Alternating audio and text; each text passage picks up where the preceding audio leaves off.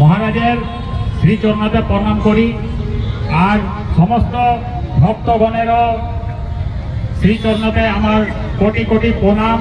একবার দু হাত তুলে আমার সঙ্গে বলবেন, জয় জগন্নাথ, জয় জগন্নাথ, জয় সুভদ্রা, জয় বলদেব।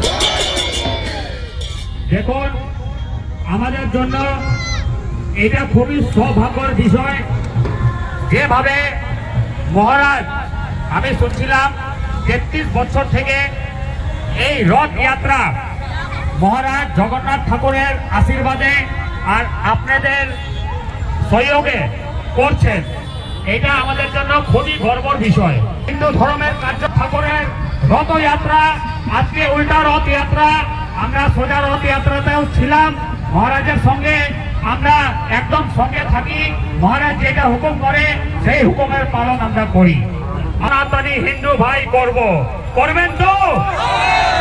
গো মাতার তস্করি দ্বারা করার কাজ করবেন তো? কি গো মাতাকে তস্করি করতে দিবেন না তো?